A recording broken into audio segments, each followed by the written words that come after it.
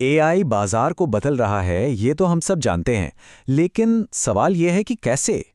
इस विश्लेषण में हम सीधे स्रोत सामग्री का इस्तेमाल करके ये समझने की कोशिश करेंगे कि एआई असल में वित्तीय दुनिया में किस तरह की उथल-पुथल मचा रहा है। जरा इस आंकड़े को देखिए, 33.9 बिलियन डॉलर्स। ये एक चौंकाने वाली रकम है जो सिर्फ 2024 में जेनरेटिव एआई में निजी निवेश के तौर पर आई है।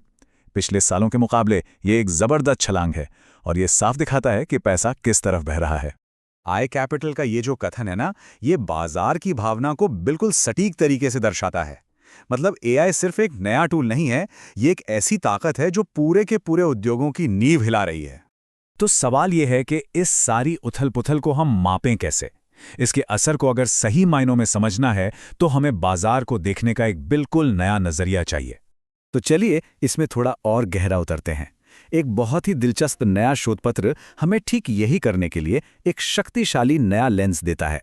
देखिए, सिर्फ एक स्टॉक या इंडेक्स को देखने के बजाय एफसीआईएक्स को पूरे वित्तीय बाजार के लिए एक सीस्मोग्राफ की तरह समझिए।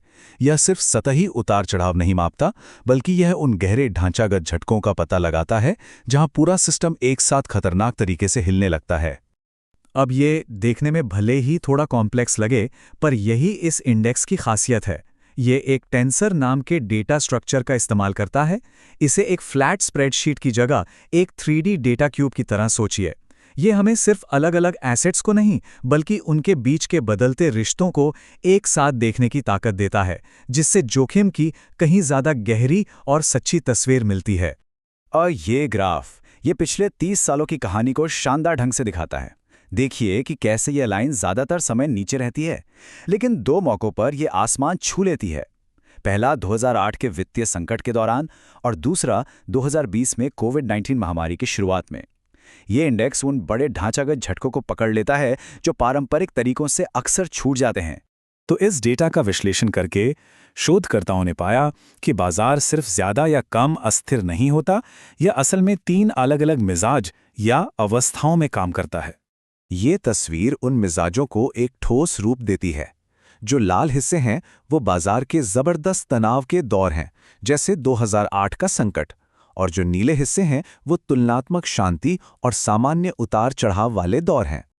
और ये काफ़ी दिलचस्प है। हम देख सकते हैं कि बाजार अपना ज़्यादातर समय यानी लगभग 55% मध्यम अराजकता की स्थिति में बिताता है।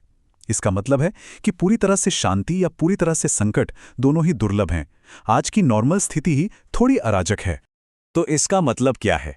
इसका मतलब है कि बाजार के जो बड़े तूफान हैं, यानी उच्च अराजकता, वो आते तो जोर से हैं, लेकिन ज़्यादा देर टिकते नहीं। बाजार की एक स्वाभाविक प्रवृत्ति है कि वो शांत या मध्यम अराजकता की स्थिति में वापस लौट आए। और ये जानना निवेशकों के लिए एक बहुत अहम बात है। तो हमने बाजार के 3 मिजाज देख लिए, लेकिन असली सवाल तो ये है कि बाजार को एक मिजाज से दूसरे में धकेलता क्या है? वो कौन सी ताकतें हैं जो शांति को अचानक अराजकता में बदल देती हैं? ये हमें एक तरह की प्रैक्टिकल चेकलिस्ट देता है। जिन व्यवसायों में ये गुण होते हैं वे एआई से होने वाले बदलावों के प्रति ज़्यादा संवेदनशील होते हैं, और जब एआई इन कमजोरियों पर हमला करता है तो यह एक पूरे इंडस्ट्री को मध्यम से उच्च अराजकता की ओर धकेल सकता है। और बाजार का ध्यान किस चीज पर है? ये वक्त के साथ बहुत ही नाटकीय ढंग से बदला है।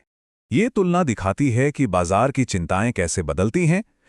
.com संकट के दौरान लेबर से जुड़ी खबरें बाजार को शांत करती थीं, लेकिन महामारी के दौरान बीमारी से जुड़ी खबरें अराजकता का सबसे बड़ा कारण बन गईं। तो एआई के इस दौर में निवेश के भविष्य के लिए इन सब का क्या मतलब है? और यहीं पर भविष्य की असली तस्वीर साफ होती है।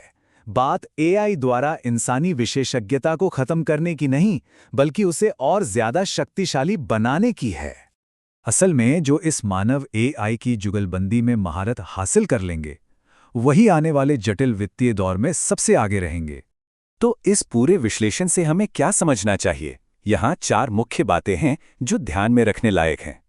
ये एआई के नए युग में हर निवेशक और हर बिजनेस लीडर के लिए सबसे बड़ा और केंद्रीय प्रश्न है।